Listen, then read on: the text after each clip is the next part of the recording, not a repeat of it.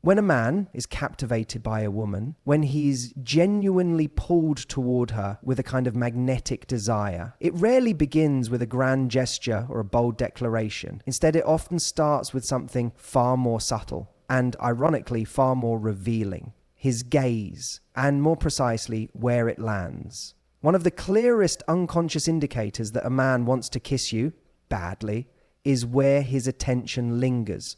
Not just on your face, in general, but specifically on your lips. This isn't about politeness. It's not about him admiring your makeup or the symmetry of your features. It's deeper than that. What you're witnessing is a glimpse into the conflict between restraint and longing. His eyes betray him because desire, real desire, bypasses the conscious mind. It doesn't negotiate with social etiquette or timing. It emerges from a much older part of the brain, evolutionary, primal. A man who finds himself gazing at your mouth repeatedly is already entertaining the idea of kissing you. He may not say it, he may not even fully realize it, but the body, especially the eyes, speaks what the ego refuses to admit. Now, what makes this so powerful is not just the gaze itself, but the quality of attention it carries. It's not a glance, it's not casual, it's targeted. It's intentional, even if it's unconscious. And more often than not, it's fleeting because he catches himself, he realizes what he's doing, and he pulls his gaze away out of fear that you'll notice what he's feeling. But that's precisely what makes it so telling. That subtle glance at your lips followed by an abrupt shift in focus, that's the exact moment where desire pierces through the veil of composure. What's also worth noting is when this happens. It's usually not during high energy conversation. It happens in the in-between, in the pauses, the stillness, when words stop and presence fills the room. Because that silence creates a vacuum, a kind of tension that begs to be resolved. And one of the oldest resolutions between a man and a woman, when the emotional undercurrent is ripe, is a kiss. So when a man falls quiet and his eyes lower, hovering around your mouth, he's already moved from dialogue to internal debate. He's weighing the risk. He's wondering if it's the right moment, but more importantly, he's already made it clear that the desire is there. From a psychological standpoint, the eyes are a roadmap. They reveal what the mouth won't say. And because we are creatures wired for connection, especially romantic connection, our visual focus often exposes the depth of our yearning. The mouth, after all, is not just functional. It's symbolic. It represents communication, nourishment, vulnerability, and in this case, intimacy. The longing to kiss is the longing to dissolve distance. So when a man's gaze finds itself orbiting your lips, he's already seeking nearness. And here's what's crucial to remember. You don't need to act on it. Awareness is powerful in and of itself. If you notice it and you feel it too, then the space between you becomes alive with potential. And in that potential lies choice, mutuality. So the next time you catch a man's eyes drifting toward your lips, don't dismiss it as trivial. It's not. It's one of the oldest, most honest confessions of desire, and it happens without a single word. Desire speaks in glances long before it ever dares to speak aloud. Learn to read the language of the eyes and you'll understand more about longing than any love letter could ever teach. There's something undeniably telling about the way a person behaves when they're emotionally stirred. When they're drawn to you not just intellectually or physically, but viscerally. One of the most consistent, though often overlooked, signs that a man wants to kiss you is found in the tension of his body. And I don't mean tension in the superficial sense, like stress or awkwardness, but a kind of restrained energy, a contained anticipation that borders on the explosive. It's what psychologists might refer to as approach avoidance conflict, the push and pull between what someone wants and what they fear might happen if they go after it. You can sense it in the subtle shifts, the way he moves a little closer then stops, the way his hand twitches slightly but doesn't quite reach out, or how he leans in when you speak, not just to hear your words, but as if he's trying to close some invisible distance between you. His body is having a conversation long before his mouth utters a single sentence about what he feels, and that tension, it's electric. You can feel it in the air, especially if you're attuned to it. This kind of body language is charged with desire, not the casual, low-grade kind of attraction that flickers and fades, but something more deliberate, the kind that simmers under the surface. A man who wants to kiss you but hasn't yet is carrying around an inner dialogue. He's assessing timing, context, your cues, and perhaps most of all, his own vulnerability. Because kissing someone isn't just an act of romance, it's a form of surrender. You let your guard down, even if only for a moment. And for many men, especially those who struggle with emotional exposure, that's no small thing.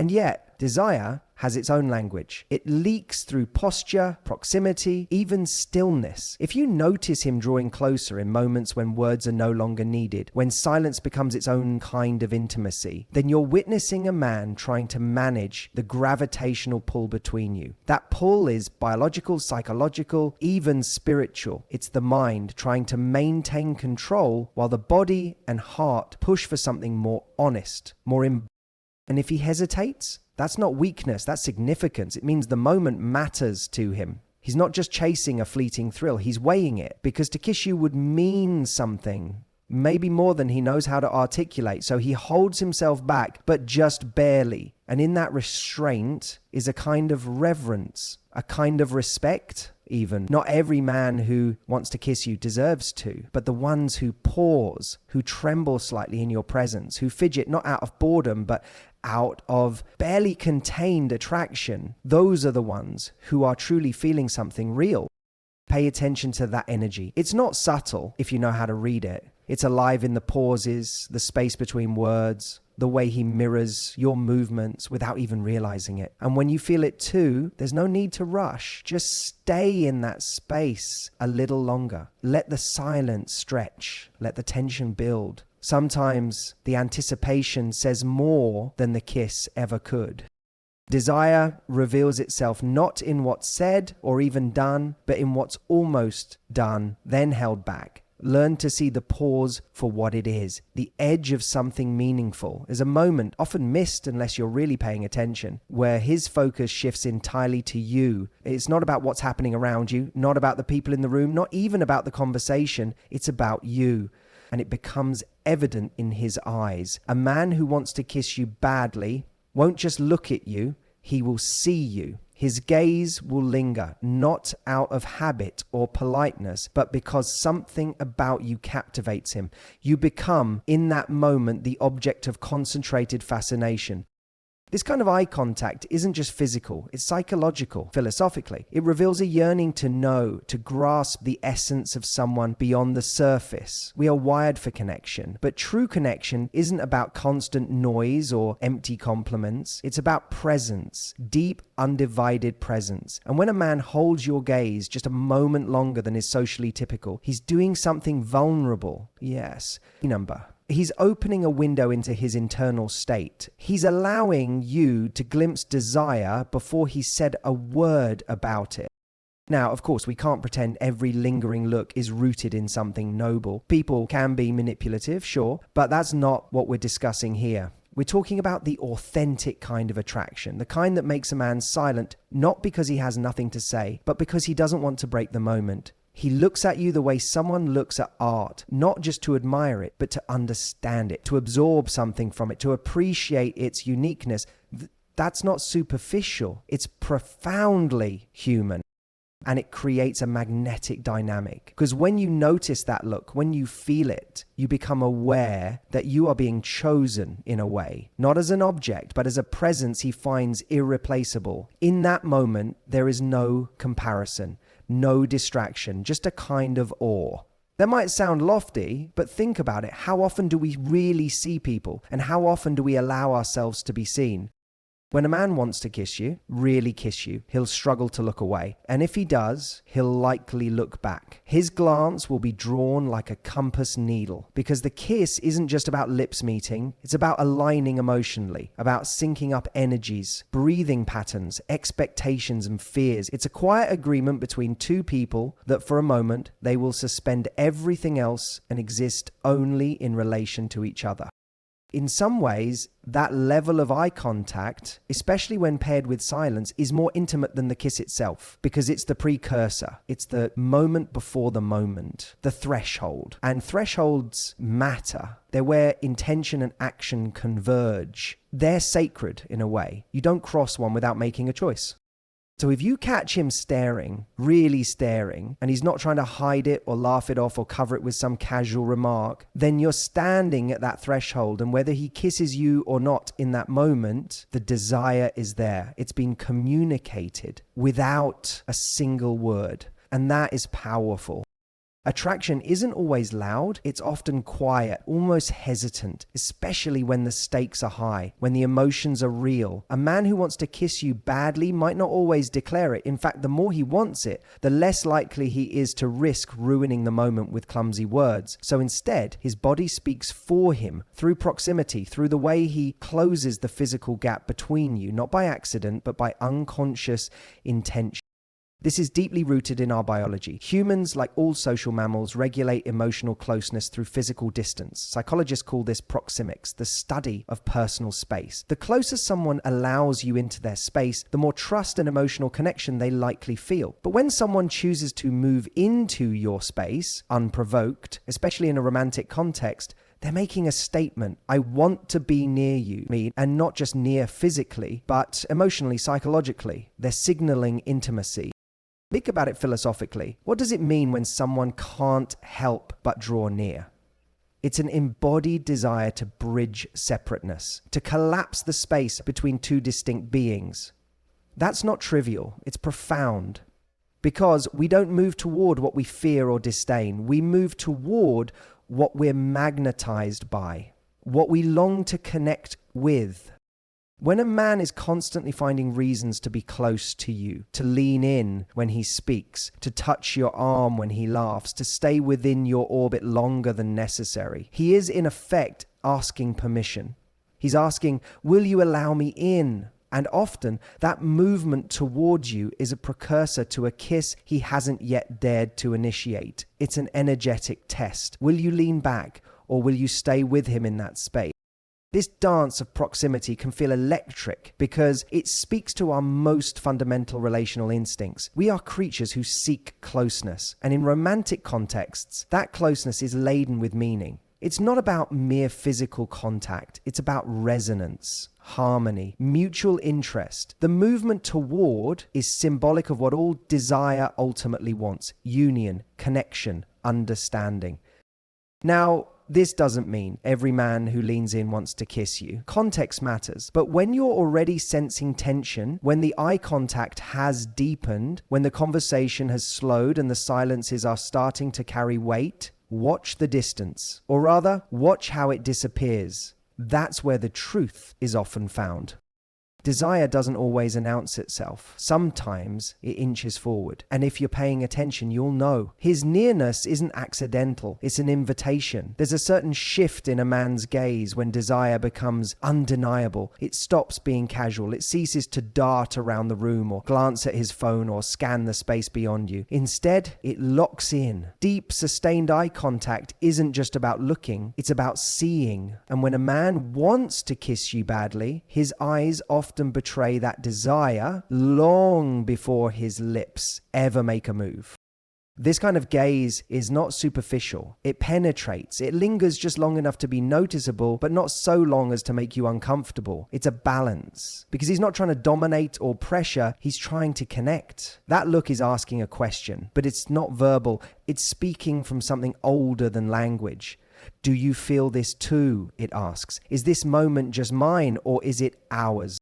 In psychology, we understand eye contact as a fundamental mechanism for human bonding. From infancy, we seek the eyes of our caregivers as a source of connection, safety, and meaning. As adults, eye contact becomes even more layered. It can communicate intent, vulnerability, trust. In the context of attraction, it can also reveal something primal. When a man is fixated on your mouth while you speak, when his gaze drifts between your eyes and your lips, especially during silences, it's a signal, conscious or not, that he's imagining what it might be like to close that gap. But here's where the philosophical dimension enters. A kiss, especially the first, is not simply physical, it's existential. It marks the transformation of thought into action, of longing into experience. Before that threshold is crossed, it exists only in potential. The gaze is the bridge between those realms. He's not just seeing you, he's measuring the risk, because to kiss someone is to expose oneself, to say I want more, and to do it with enough boldness that rejection is possible. That's why his eyes search yours, not just to admire you, but to find permission to detect reciprocity. And this is precisely why that eye contact feels charged. You're both aware of it. You might not talk about it, but your nervous systems do. They fire in response to the intensity, the stillness, the closeness, the unspoken anticipation. It's a dance between two minds, trying to decide if they're willing to become one body, even if just for a moment. When he holds that gaze a second too long, when he glances at your lips, then back at your eyes, when the conversation trails off, but neither of you breaks the silence, those aren't accidents. Those are invitations. They're subtle, they're vulnerable, and they matter. Because ultimately, longing lives in the space between restraint and action, and the eyes are where that longing flickers before it ignites. So the next time you catch that look, the one that holds you in place, the one that feels like a question dressed as silence, don't rush past it. That moment might be the beginning of everything. There's something peculiar about how people behave when they're holding back desire. It leaks through the cracks, not in overt declarations, but in subtle, often contradictory gestures. One of the most telling signs a man wants to kiss you badly is the shift in his body language. It's not always smooth or suave. In fact, it's often marked by nervousness, hesitations, or tension. Not because he's unsure of what he wants, but because he's wrestling with the gravity of it. We often imagine desire as something purely confident, but true desire, the kind that reaches into the soul and shakes a person, is often destabilizing. It introduces vulnerability. When a man is attracted to you on that deeper level, when he craves that moment of closeness, he's no longer fully in control. His words might falter, his hands might fidget. He may lean in slightly, then pull back as if uncertain whether he's allowed to cross the threshold. And this is where the psychology becomes fascinating, because what you're seeing is a man caught between impulse and restraint, between instinct and respect. He doesn't want to act prematurely and risk shattering the moment. So instead, the tension builds, the proximity increases. Maybe he sits closer than usual. Maybe his knees brush yours and he doesn't move them. He positions himself to be near your orbit, not to invade it, but to signal his presence. His attention becomes almost singular, as though the rest of the world has faded out, and all that remains is this moment between you. Yes, philosophically, we might say that his body is telling the truth, his mind is still negotiating. You see, the human body has a kind of wisdom. It expresses desire before the intellect gives it permission. That's why you can often sense his intent without a word being spoken. The lingering touch on your back as you pass through a doorway, the way his hand hovers just slightly too long after handing you something. These micro movements are not insignificant. They are windows into the internal war between longing and discipline. Whereas bodily hesitation, ironically, is often more meaningful than direct action, because it speaks of a man who is not merely reacting to impulse, but contemplating the weight of the moment. He wants to kiss you, yes, but he also wants the kiss to matter. That tension between desire and delay is where the charge lies. It's not just about physical attraction. It's about meaning, about recognition, about connection. And so when you notice that subtle hesitation in his body, don't dismiss it. Don't rush past it. That's where the truth is pulsing. He may glance away quickly when you catch him staring, but the flush on his face speaks louder than his silence. His breath may hitch slightly when you step closer. He may fumble his words in the exact moment his body wants to act. And that's the signal. Because ultimately, the most powerful desires are not the ones shouted from rooftops, but the ones whispered through presence, posture, and pause. Learn to read the silence between his movements, because that's where the kiss begins.